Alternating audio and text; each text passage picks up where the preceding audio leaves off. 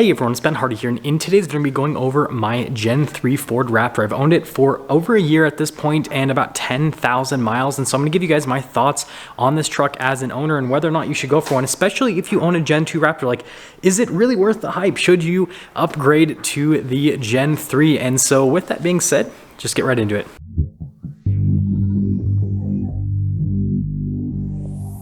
Sorry, so just a quick thing. If you guys are interested in my wife's 2022 Toyota 4Runner, then just send me an email or a message on Instagram. It is officially for sale. The new car is going to be here next month, which is very fastly approaching. So yeah, I got to get rid of it. So 22 has like 17 or 1800 miles on it. So it's basically brand new. So if you want a basically brand new Toyota 4Runner TRD Pro, then let me know.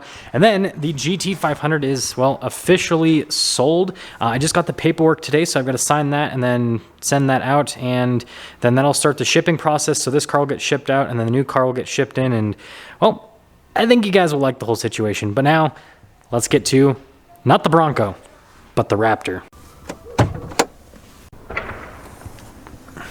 So we are looking at my very dirty engine bay here because I want to talk about this EcoBoost V6. Now with my Gen 2, I had quite a few issues with the engine. Engine knock was the main issue, which was really strange because everyone talks about cam phasers, but I kept having engine knock for some reason. So yeah, I kept having check engine lights with that truck, but I am really happy to say I haven't had any issues with this truck. Like off-roading, all that kind of stuff, it's been completely flawless. So it seems like they've somehow made this powertrain more reliable since the Gen 2.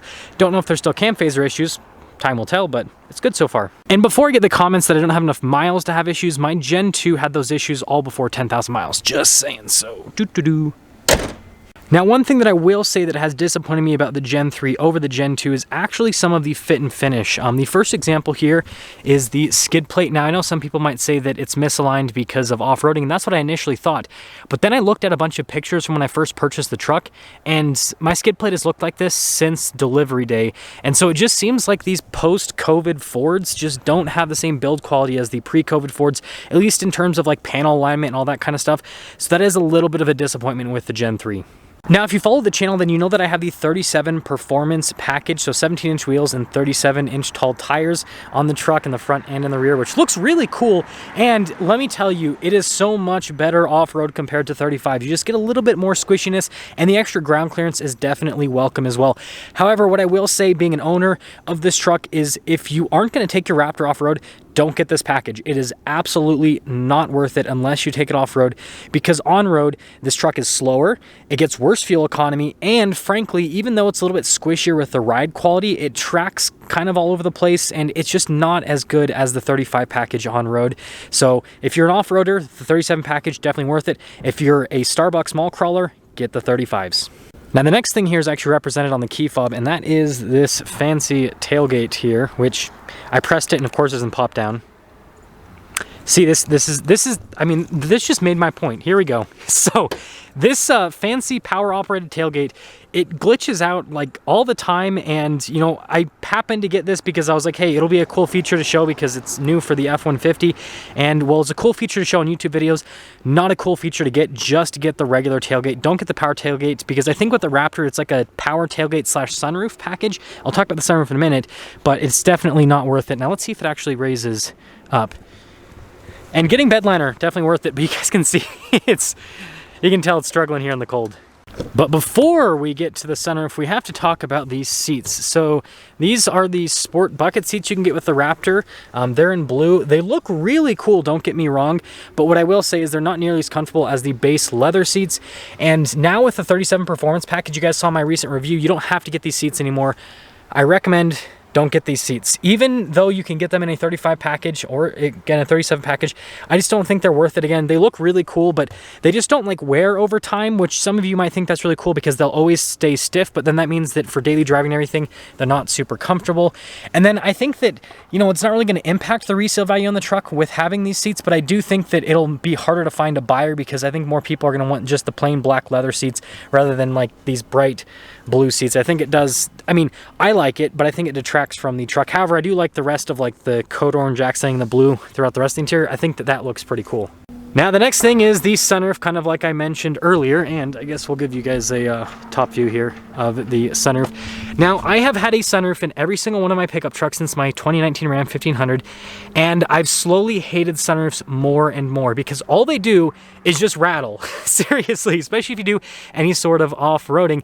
And the thing is, like, I almost never use it because, like, when it's daytime right now, if I open up the sunroof, it's just like, oh, blinding sunlight, it kind of hurts, right? And then at night, you know, when I would use it, I usually don't because then it's like too dark. I don't know. I understand that some people actually use their sunroofs, but what I'd have to say is, especially with something like the Raptor, it's probably not worth it. So I think, again, with the 23 Raptors, it's like you get the sunroof and that automatic tailgate in one package. Just don't get it. It's not worth it. Save the money. Don't get the sunroof truck. It'll save you so much headache in the future. I actually have a friend that has a Gen 2 that just replaced his sunroof, and it was very expensive. So yeah, save yourself the money on that one.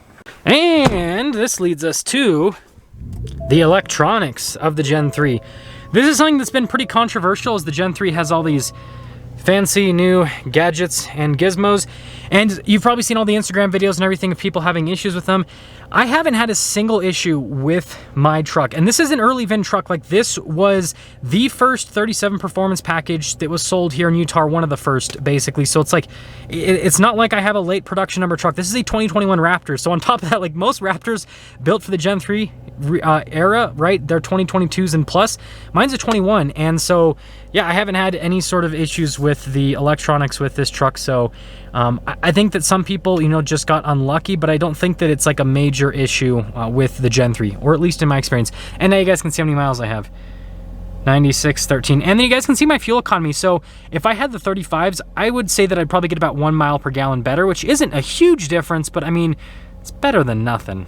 Now, something that I am really impressed with the Gen 3 is the four-wheel drive system. So you guys can see I have it in four-wheel auto right now, which is just what I've been sticking it in for the winter driving. And the four-wheel drive system in this truck is really good. Like, the four-wheel auto is kind of like all-wheel drive is how it feels. And then with the four-wheel high, that one's also really good for off-roading. The biggest like benefit with the Gen 3 over the Gen 2, frankly, is going to be your wheel-to-wheel lock. It seems like the turning radius is a lot better in four-wheel drive with this, and the steering wheel doesn't fight you at all. So like in the Gen 2, if you have it in four-wheel auto and you floor it, basically what will happen is the steering wheel will kind of like do a torque steering type thing where it'll like shift from side to side and you have to like really wrestle it. This doesn't do that at all. And then four-wheel high, same thing. And so the four-wheel drive system in this is so much better. And then the other thing, the multi-link, that helps out with the ride quality so much, both on-road and off-road. This rides a lot better than the Gen 2 Raptor. So, you know, having a Gen 2 it's been like almost 2 years now since I had one. No, it's just over, yeah, no, it's literally been like 2 years. I would say that this is so much better to daily drive. Like, it's so much more comfortable, so much more livable. Like, everything about it is so much better. And my Gen 2 had an aftermarket exhaust, but this, if I put it in Baja mode, it's got the cool valve trombone exhaust, and so I don't really feel the need to get an aftermarket exhaust with this. Honestly, I feel like it's loud enough stock. I mean, if someone offers something really cool, then I might go for it. But like the Gen 2, I definitely felt like that truck needed an exhaust, like it was too quiet. But this, I mean, it's so loud stock, which I think is actually really cool. And this is like a really good daily driver. It's super comfortable. It drives like a luxury car. And so like over at Gen 2, the Gen 3 is better in every conceivable measure. You know, and some people, you know, might not agree with me on this, but initially I thought that the Gen 2 still looked better. But now that the Gen 3's been out for a while and I've kind of like grown accustomed to Ford's new styling, I think the Gen 3 looks better on the outside. The interior is definitely way nicer. It drives better. It sounds better. It's better off-road. Like, everything is better about this truck. And so now that kind of leads us to, you know, should you go and trade your Gen 2 for a Gen 3? Is it worth the hype? And here's the deal. It's kind of a little bit of a mixed situation, because right now everyone is finally realizing that the Gen 3 is like such a good truck, which benefits me greatly, because when I bought this truck, nobody wanted a Gen 3. All the Gen 2 owners were like, oh, it's got the same engine, it's got the same power, Ford didn't actually improve enough. And so when I actually ordered my truck, you guys are gonna think this is crazy, I didn't like have to pay very much money for this truck compared to what people are paying nowadays. And on top of that, I was able to get like an early allocation, because again, like the Ford dealer was like, hey Ben, we don't really have anyone that's going after a Gen 3 right now. And I'm like, hey, I'll take one. And so now, like, it's so funny because it's completely shifted, because now everyone's trying to scramble for them. And so I guess moral of the story, when Ford releases a new product, you know, I'm not saying you should always hop on early, but like chances are Ford actually did improve the product quite a bit. And if you hop on early, you'll actually be able to get one, because if you don't hop on early, well, you'll realize at the same time that everyone else realizes that the truck improved a massive amount, and then you won't be able to get one. But here's the deal. Gen 3s are really expensive. I mean, MSRP on like something like my truck stickers for like $82,000, but if I wanted to buy the same truck today, I would literally have to pay like $90,000, because that's what the new MSRP is. And then most dealers will ask $5,000, $10,000, $15,000 over sticker. Yes, you can find some at MSRP, but you definitely have to search. So you've got to be patient with that. And so if you can get one at MSRP, it's a really solid truck, but at the same time, the Gen 2s are just plummeting in value. They are not worth what they were worth over the course of the pandemic. People are realizing that, well, it's, you know, if it's a 2017, for example, it's like a 6-year-old truck at this point, and it's a 6-year-old truck with leaf springs and an engine that is not unreliable, but it's not, sorry if the lighting's really bad here, but not as reliable as it could be. And so the point that I'm trying to make here is, yeah, the values just aren't there anymore.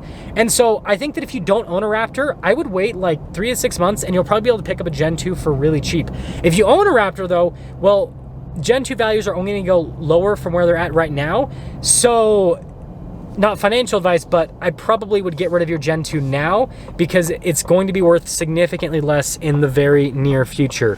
And so yeah, if you've got the money, but I guess that would raise the question of like, is this worth the extra price premium over a Gen 2? And you know, I think if you're gonna go spend money on like, because some people are still asking $70,000 for their Gen 2s, yeah, don't buy those. Not worth it. But like, if you can get like a Gen 2 for like, I don't know, 40, 50 something $1,000s, then I think that it's worth going for the Gen 2. But if you can't find one for that price range, then I would just wait until you can get an MSRP deal on a Gen 3. I know that there's a big price difference between that, but that's just how it like goes in my mind. Like, I don't think that it's worth buying a Gen 2 if it's anything more than like 50 something $1,000. If you pay over $60,000 for a Gen 2 right now, you're wasting your money. You should have just bought a base model Gen 3 instead. So in closing, the Gen 3 Ford Raptor is better than the Gen 2 in every conceivable way, except for pricing, obviously. And so, you know, if you're stuck on the Gen 3 because that's just what you want, I would just search for an MSRP deal. If you're patient, you can find them. There are a lot of Ford dealers that are willing to do, especially like orders right now at MSRP. Order a 35 package, don't get the sunroof, don't get the power tailgate, and you will be a lot happier with the truck, especially in the long term, because I'm sure that, I mean, we already know sunroofs are expensive to replace, and I'm sure that power tailgate is not going to be inexpensive to replace whatsoever. And then when it comes to, you know, comparing this to the Gen 2, unless you're able to pick up a Gen 2 for a ridiculously low price, so like I'm talking in the $50,000 to $40,000 range, I just don't think the Gen 2 Raptor is worth it at this point. People still thinking that their Gen 2 Raptors are worth anywhere close to original MSRP. It's with the market that we're in, it's just a pipe dream. And anyone paying those prices for a Gen 2, it's just like, if you like, it's crazy to me if someone will pay $70,000 for a Gen 2, and it's like, you literally could have bought just a base model Gen 3 with no options for a little bit more money than that. And let me tell you, a base model Gen 3 is way more truck than a fully loaded Gen 2, even one that's built out with, you know, crazy Baja stuff. I know that some people argue with me on that, but like, this truck is so good off-road, and I've driven a lot of Gen 2s because I have a lot of friends with Gen 2s, and I can tell you that like, nothing drives like the Gen 3. It's so, like, even like a fully built-out Gen 2, yeah, it might technically be able to handle things better, but like in terms of what you feel as a driver, this thing, it just, no comparison. That multi-link in the back end definitely helps a lot. Now, I know the last thing you guys will want me to talk about is the Ram TRX. That's another video because there's a lot that I have to talk about with that video, because obviously I sold my TRX and kept this Gen 3 Raptor, and well, there's a lot of reasons why I did that. And so I want to make a dedicated video talking about, you know, why I kept the Gen 3 and why I sold the Ram TRX, because it goes outside of, you know, just YouTube stuff. So anyways, hopefully that helps you out, and I'll see ya.